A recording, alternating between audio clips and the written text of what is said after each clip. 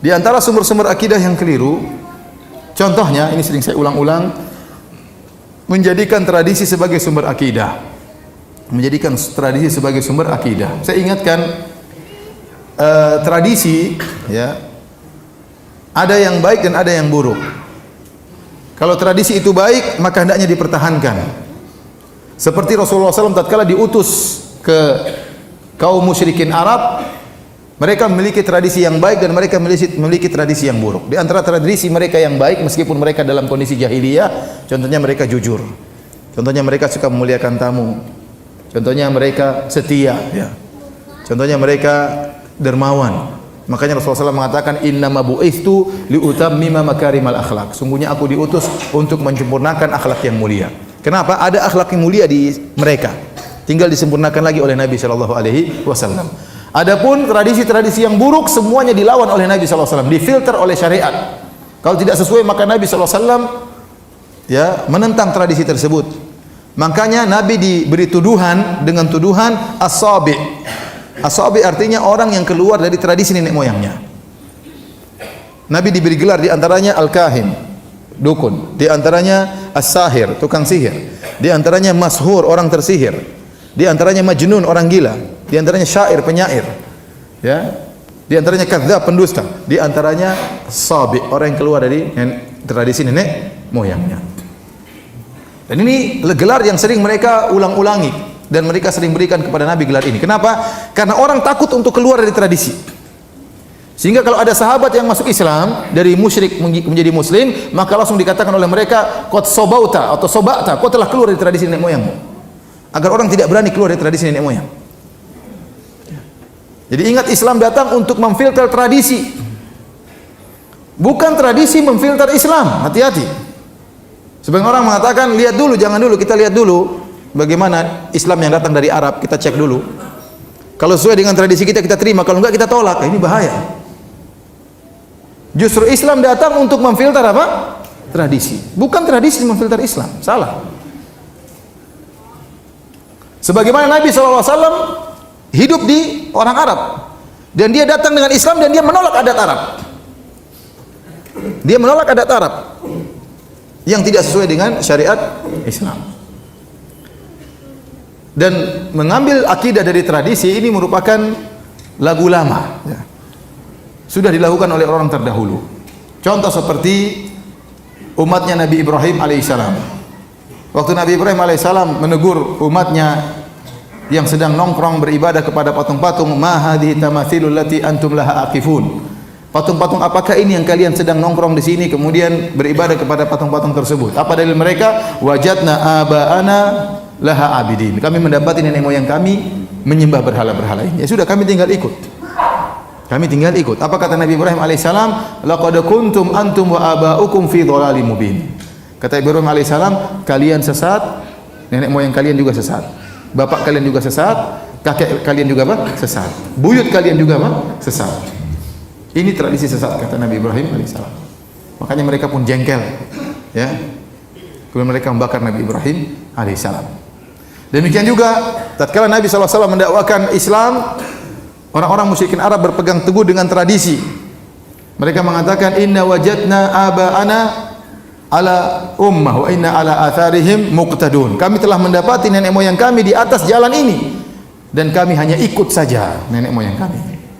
Dalam ayat yang lain, inna wajadna aba'ana ala ummah wa inna ala atharihim muhtadun. Kami telah mendapati nenek moyang kami di atas jalan ini dan kami mendapat petunjuk jika mengikuti petunjuk nenek moyang kami. Jadi dalilnya tradisi.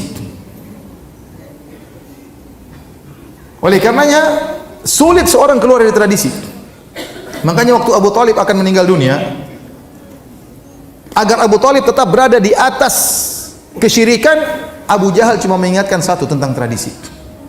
Rasulullah SAW datang begitu, kata Rasulullah SAW, ya ammi qul la ilaha illallah kalimatan uhajju laka biha indallah. Wahai pamanku Abu Thalib, ucapkan la ilaha illallah, aku akan berargumen, aku akan bela engkau, aku akan berdebat membela engkau di hadapan Allah Subhanahu wa taala. Kata Abu Jahal tatkala itu, atarghabu an millati Abdul Muttalib, apakah kau benci dengan agama nenek moyangmu? Selesai. Diingatkan dengan tradisi sehingga Abu Thalib tidak mau ngomong la ilaha illallah. Dan dia berkata kepada Rasulullah SAW, ya, laula an tu'ayyirani Quraisyun, seandainya aku tidak dicela oleh orang Quraisy, la aqrartu biha ainak, seakan membuat engkau senang wahai ponakanku. Tapi gara-gara dia tidak mau dicela, akhirnya tidak jadi masuk Islam. Padahal dia sudah tahu agama Nabi di atas kebenaran. Ya. Oleh karenanya tradisi sangat berbahaya kalau tradisi salah dijadikan pegangan oleh masyarakat.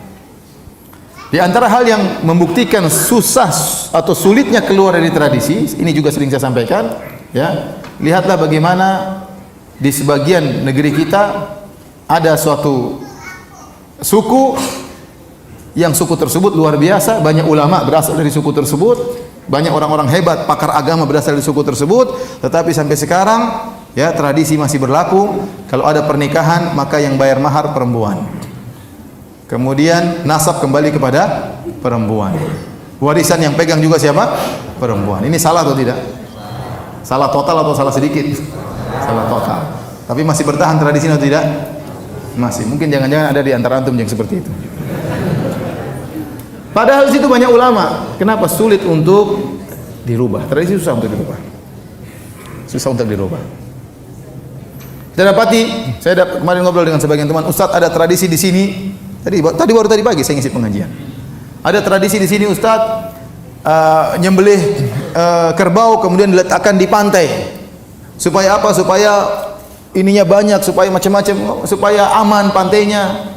Ya, ini kesyirikan. Ya. Menyembelih hewan untuk jin. Ada juga yang meletakkan kepala kerbau diletakkan di tengah-tengah sawah. Buat apa? Untuk bersyukur. Tradisi apa seperti ini?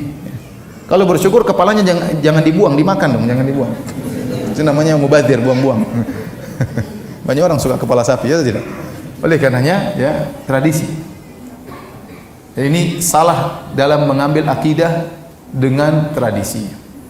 Ya. Sekarang kalau kita terima tradisi adalah sumber akidah, pertanyaan berikutnya, taruhlah saya sepakat sama Anda bahwasanya tradisi sumber akidah. Nah, kalau tradisi menjadi sumber akidah, tradisi siapa yang jadikan sumber akidah? Tradisi orang Jawa kah? Tradisi orang Bugis kah? Tradisi orang Batak kah? Tradisi orang Sumatera kah? Tradisi siapa? Nenek moyang siapa yang menjadikan sumber hukum? Atau tradisi orang Arab? Siapa yang menjadi sumber hukum? Karena berbeda-beda tradisinya. Kemudian antum-antum juga sekalian suatu saat akan jadi nenek moyang, itu tidak? Atau tidak akan jadi nenek moyang? Antum suatu saat akan jadi nenek moyang, jadi bapak moyang sama nenek moyang, kakek moyang sama nenek moyang, ya. Ya.